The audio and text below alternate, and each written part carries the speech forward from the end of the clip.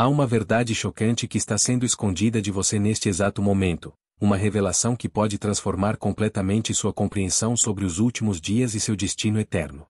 O que vou compartilhar com você nos próximos minutos não é apenas uma correção teológica, mas um alerta urgente que pode salvar sua alma da decepção mais perigosa dos nossos tempos. Enquanto você assiste a esta mensagem transformadora, peço que deixe seu amém nos comentários e se junte a esta comunidade de buscadores da verdade clicando no botão de inscrição, porque o que vamos descobrir juntos pode nunca mais ser repetido desta forma. Por mais de 20 séculos, desde que nosso Senhor Jesus Cristo ascendeu aos céus, a Igreja tem aguardado sua segunda vinda. Mas ao longo dessa jornada, interpretações equivocadas, tradições humanas e até mesmo doutrinas fabricadas infiltraram-se no meio do povo de Deus, criando uma névoa de confusão sobre os eventos que precedem o fim dos tempos.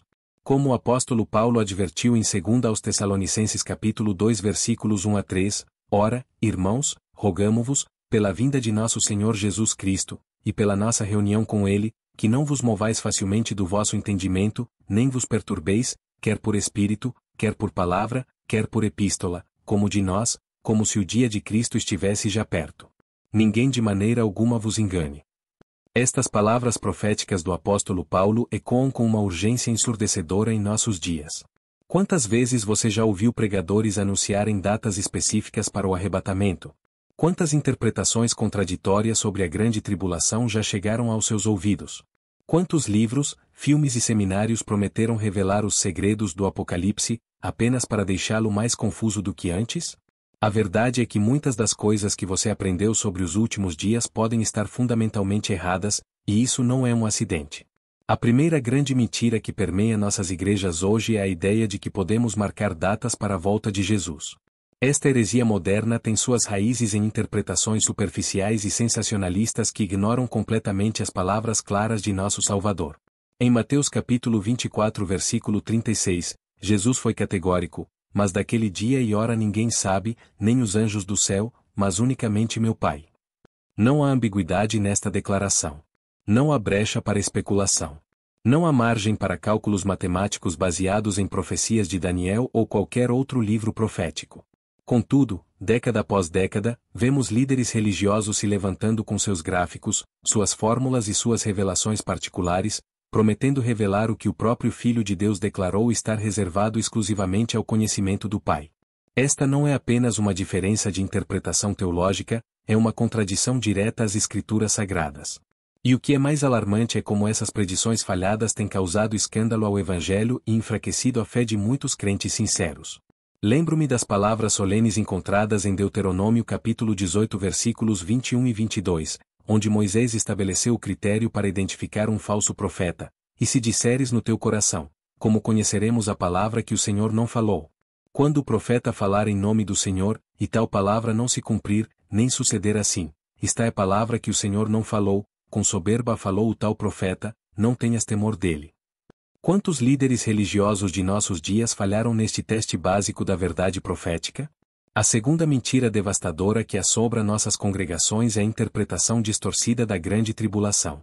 Muitos pregadores pintam um quadro de terror absoluto, como se Deus houvesse perdido o controle da história humana e Satanás estivesse prestes a dominar o mundo completamente.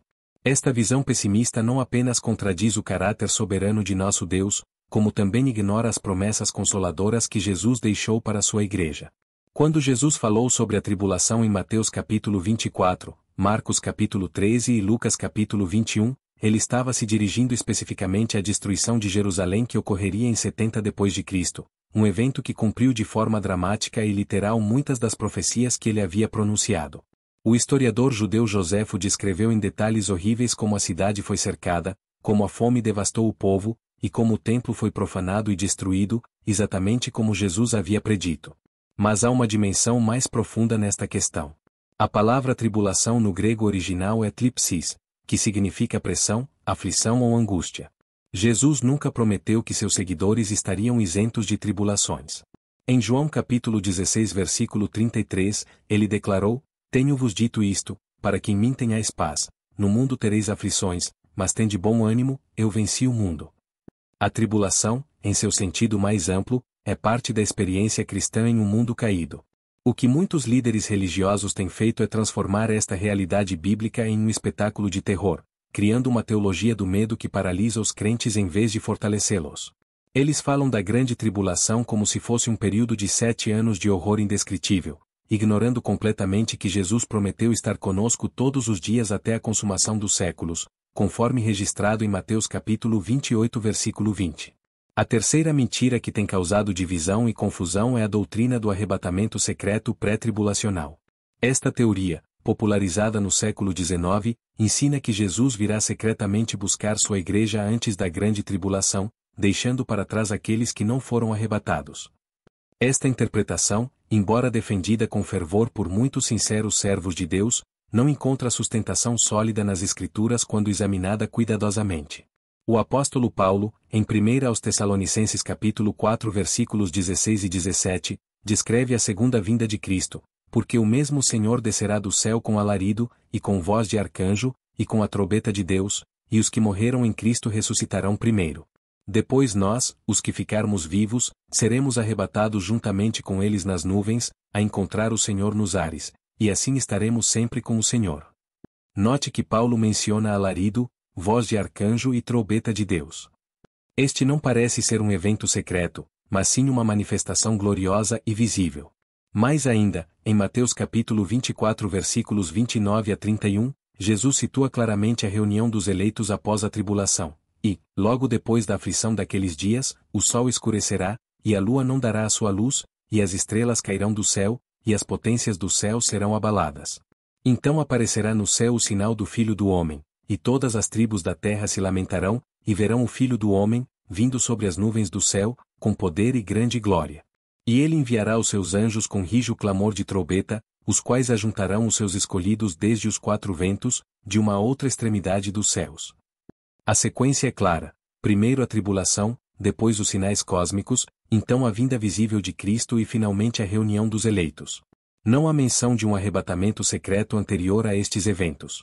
A insistência nesta doutrina tem criado uma expectativa irrealista entre os cristãos, levando muitos a viverem em constante expectativa de escape em vez de se prepararem para perseverar através das dificuldades que inevitavelmente virão. A quarta mentira que tem permeado nossos púlpitos é a interpretação literalista excessiva do livro de Apocalipse. Muitos pregadores tratam cada símbolo, cada número e cada imagem como se fossem descrições fotográficas de eventos futuros, ignorando completamente a natureza apocalíptica da literatura usada pelo apóstolo João. O Apocalipse foi escrito em uma linguagem simbólica rica, familiar aos cristãos do primeiro século que estavam sendo perseguidos pelo Império Romano. Quando João descreve a besta que emerge do mar em Apocalipse capítulo 13, ele está usando o simbolismo profético que seus leitores originais compreenderiam como uma referência aos poderes políticos opressivos de sua época. A interpretação que transforma cada detalhe em uma predição literal sobre helicópteros, computadores, cartões de crédito ou códigos de barras não apenas perde o ponto principal da profecia, como também desvia a atenção do verdadeiro propósito do livro: encorajar os cristãos perseguidos a permanecerem fiéis a Cristo, não importa o custo. O número 666, por exemplo, mencionado em Apocalipse capítulo 13 versículo 18, provavelmente se refere a Nero César, cujo nome em hebraico soma exatamente este valor através da gematria. Os cristãos do primeiro século entenderiam imediatamente esta referência ao imperador que os estava perseguindo brutalmente. Transformar este número em especulações sobre sistemas computacionais modernos ou implantes de microchips distorce completamente o significado original da profecia. Isto não significa que o Apocalipse não tenha relevância para nossos dias. Pelo contrário, os princípios eternos revelados no livro, a soberania de Deus, a vitória final do bem sobre o mal, o julgamento dos ímpios e a recompensa dos fiéis, são tão relevantes hoje quanto eram no primeiro século. Mas quando transformamos símbolos em literalidade absoluta, perdemos a riqueza teológica e espiritual da mensagem. A quinta e talvez mais perigosa mentira é a falsa dicotomia entre esperança celestial e responsabilidade terrena. Muitos pregadores têm criado uma mentalidade de escape que ensina os cristãos a se desengajarem das responsabilidades sociais, ambientais e culturais, sob a justificativa de que este mundo está passando. Esta atitude não apenas contradiz o mandato cultural dado por Deus em Gênesis, como também ignora o exemplo de Jesus, que se envolveu profundamente com as necessidades humanas de seu tempo. Jesus ensinou seus discípulos a orarem: venha o teu reino, seja feita a tua vontade, assim na terra como no céu, conforme registrado em Mateus capítulo 6 versículo 10. Esta oração não é apenas sobre um reino futuro no céu, mas sobre a manifestação dos valores do reino de Deus aqui e agora, nesta terra. Quando os cristãos se retiram da sociedade esperando passivamente pelo arrebatamento, eles abandonam seu chamado para serem sal da terra e luz do mundo, como Jesus declarou em Mateus capítulo 5 versículos 13 a 16. O apóstolo Paulo, mesmo tendo a expectativa da segunda vinda de Cristo, continuou plantando igrejas, treinando líderes e desenvolvendo estratégias missionárias de longo prazo. Em 1 Coríntios capítulo 15 versículo 58, ele exorta: portanto, meus amados irmãos, sede firmes e constantes, sempre abundantes na obra do Senhor, sabendo que o vosso trabalho não é vão no Senhor. Este versículo conecta diretamente a esperança da ressurreição com o engajamento ativo na obra de Deus no presente. A verdade sobre os últimos dias não deve nos paralisar com medo nem nos fazer fugir das responsabilidades. Deve nos motivar a vivermos com maior urgência e propósito, sabendo que nosso tempo é limitado e nossas oportunidades são preciosas. A parábola dos talentos em Mateus capítulo 25 versículos 14 a 30 ilustra claramente que Jesus espera que seus seguidores sejam produtivos e fiéis até sua volta, não passivos e escapistas. Mas por que essas mentiras se espalharam tão amplamente nas igrejas brasileiras? A resposta está nas palavras proféticas de Paulo em 2 Timóteo capítulo 4 versículos 3 e 4, porque virá tempo em que não sofrerão a sã doutrina, mas, tendo comichão nos ouvidos, amontoarão para si doutores conforme as suas próprias concupiscências, e desviarão os ouvidos da verdade, voltando às fábulas. Vivemos exatamente neste tempo predito pelo apóstolo. Muitos crentes preferem ouvir mensagens sensacionalistas sobre datas específicas, eventos espetaculares e escapes miraculosos em vez de enfrentarem as verdades mais difíceis sobre perseverança, santificação e responsabilidade cristã. É mais emocionante especular sobre o futuro do que se comprometer seriamente com a obediência no presente. É mais confortável esperar por um arrebatamento que nos livre de todas as dificuldades do que enfrentar corajosamente os desafios de viver fielmente em um mundo hostil ao Evangelho. A indústria da escatologia popular tem se alimentado dessas preferências humanas naturais, produzindo livros, filmes, seminários e sermões que satisfazem a comichão nos ouvidos mencionada por Paulo. Mas o preço dessa satisfação superficial tem sido alto. Crentes despreparados para as realidades da vida cristã, igrejas divididas por interpretações proféticas conflitantes, e um testemunho cristão enfraquecido diante do mundo por causa de predições falhadas e expectativas irrealistas. O que precisamos urgentemente em nossos dias não são mais especulações sobre chorogramas proféticos, mas um retorno à solidez bíblica e à maturidade espiritual. Precisamos de cristãos que conheçam profundamente a palavra de Deus, não apenas versículos isolados sobre profecias, mas toda a revelação divina em seu contexto histórico, cultural e teológico. Precisamos de líderes que tenham a coragem de ensinar verdades difíceis, mesmo quando elas não são populares ou emocionantes. A profecia bíblica verdadeira não é entretenimento nem especulação. É revelação divina com propósitos específicos: advertir sobre o julgamento vindouro, encorajar os fiéis durante a perseguição, confirmar a soberania de Deus sobre a história, e motivar os crentes à santidade e ao serviço. Quando transformamos a profecia em sensacionalismo, perdemos esses propósitos essenciais e fazemos dela algo que Deus nunca pretendeu que fosse. As consequências dessas mentiras escatológicas vão muito além de diferenças teológicas acadêmicas. Elas afetam diretamente como vivemos nossa fé cristã no cotidiano. Crentes que esperam por um arrebatamento iminente podem negligenciar planejamento familiar, educação de filhos, desenvolvimento profissional e investimento em relacionamentos duradouros. Cristãos aterrorizados por visões apocalípticas distorcidas podem viver em constante ansiedade em vez da paz que Jesus prometeu.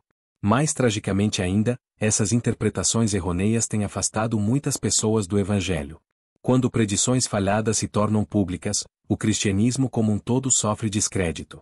Quando cristãos se mostram obcecados com teorias conspiratórias e cenários de terror em vez de demonstrarem o amor e a esperança de Cristo, o testemunho cristão é severamente prejudicado.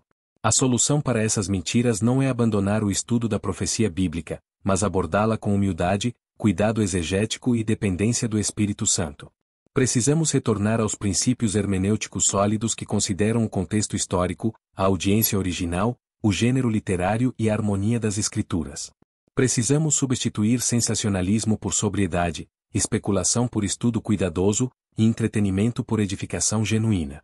O apóstolo Pedro nos oferece sabedoria crucial em 2ª Epístola de Pedro capítulo 1 versículo 20, sabendo primeiramente isto, que nenhuma profecia da Escritura é de particular interpretação.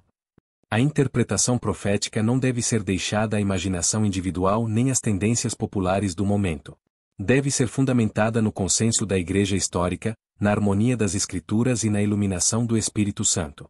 À medida que nos aproximamos do fim desta mensagem transformadora, quero deixar claro que meu objetivo não é desencorajar a esperança na segunda vinda de Cristo nem diminuir a importância das profecias bíblicas. Pelo contrário, meu desejo é que você tenha uma esperança mais sólida, baseada na verdade das Escrituras em vez de especulações humanas. Quero que você seja um cristão preparado para qualquer situação, seja ela um arrebatamento, uma perseguição, uma tribulação ou simplesmente uma vida longa de serviço fiel a Cristo. A verdadeira esperança cristã não depende de cronogramas proféticos específicos nem de interpretações sensacionalistas de símbolos apocalípticos. Depende da fidelidade imutável de Deus, das promessas eternas de Cristo e do poder transformador do Espírito Santo. Esta esperança não nos faz escapar da realidade, mas nos capacita a enfrentá-la com coragem, fé e amor. Como o apóstolo João concluiu o livro de Apocalipse com as palavras "Ora vem, Senhor Jesus" em Apocalipse capítulo 22 versículo 20, nossa atitude deve ser de expectativa confiante, mas também de fidelidade ativa enquanto esperamos. Devemos estar prontos para sua vinda a qualquer momento, mas também preparados para servi-lo fielmente por décadas se essa for sua vontade. Se esta mensagem tocou seu coração e abriu seus olhos para a verdade das Escrituras, não hesite em expressar sua gratidão com um like, compartilhar esta luz com seus amigos e familiares que precisam ouvir essas verdades essenciais, e inscrever-se neste canal para que possamos continuar a desvendar juntos os mistérios divinos com fidelidade bíblica e maturidade espiritual. O conhecimento da verdade não é apenas um privilégio, mas uma responsabilidade que devemos compartilhar com amor e urgência com aqueles que Deus colocar em nosso caminho. Que o Senhor Jesus Cristo abençoe ricamente sua jornada de descoberta da verdade bíblica e o prepare para viver com sabedoria, coragem e esperança, independentemente dos tempos que virão. Amém.